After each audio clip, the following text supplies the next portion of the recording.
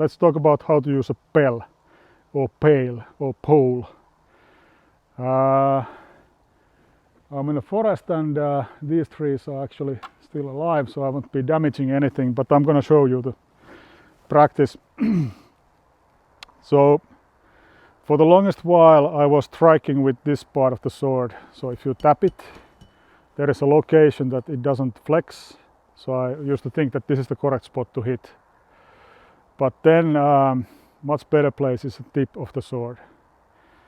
So now of course it depends a little bit of your sword, but if you're using this early medieval blades, they have often these not too sharp points, and it's more like an axe blade in here.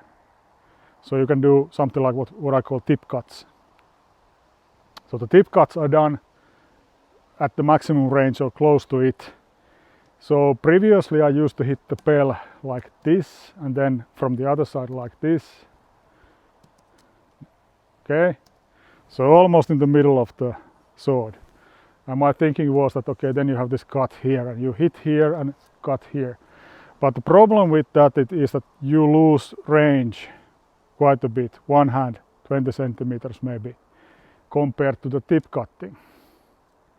So once you become proficient, you start to understand that this extra length here is very important.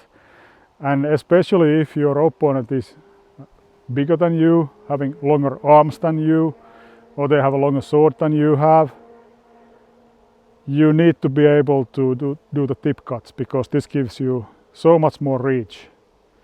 And reach is quite useful, so that you can hit even from the long range if you need to. So even from the long range you can hit to the face, for example, if your rules allow that. So I have changed my pel practice in that now I hit with the tip. So it also becomes much more difficult. So when I'm hitting, it's almost like I'm hitting if there would be a solid wall here. So it's actually good to practice against the wall. If you can hit the wall that is hittable and doesn't break, and it's okay.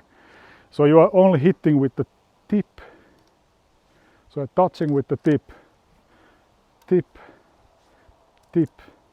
And you can of course target different heights, but the impact is in the middle of the tree or the pole.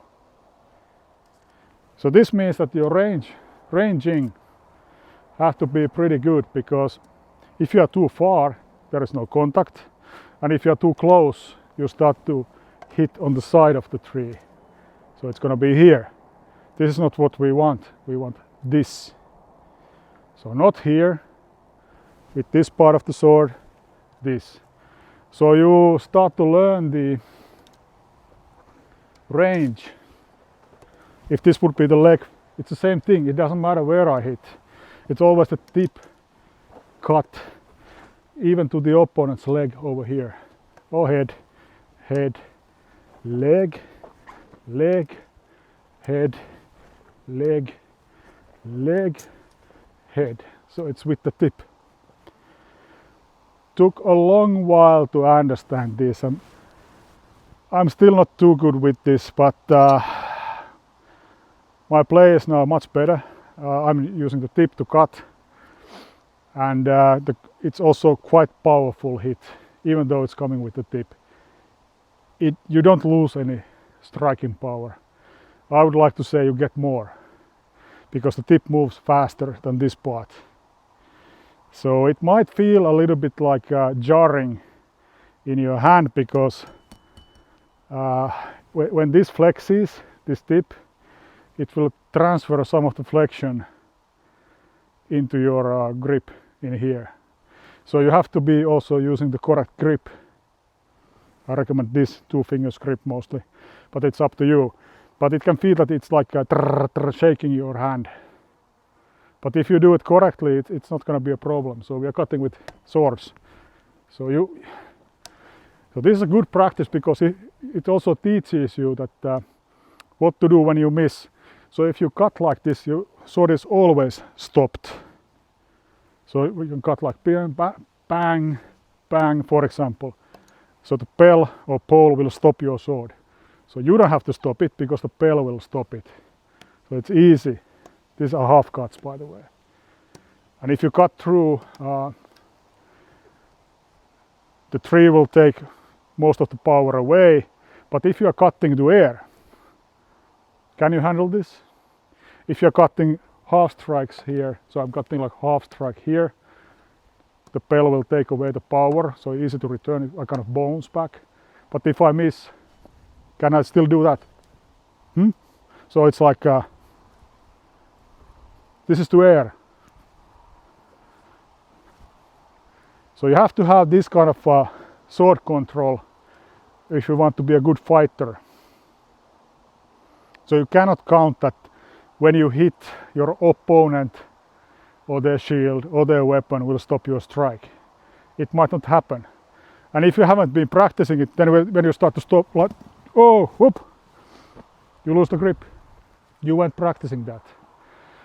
So from now on, I will recommend like deep cutting against the bell.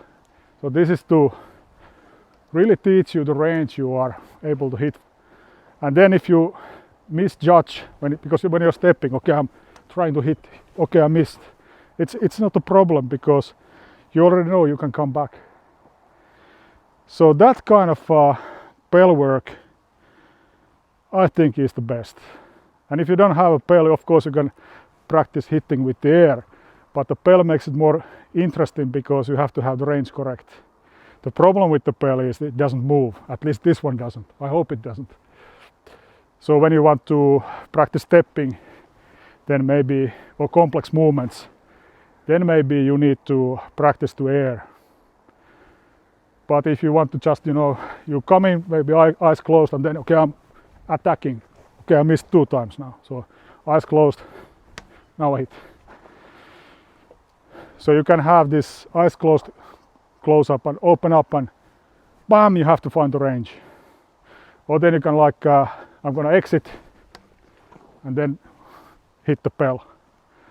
So you learn the range of your cutting, and you have to also now remember adjust the length of your strike. So are you striking close or are you striking far?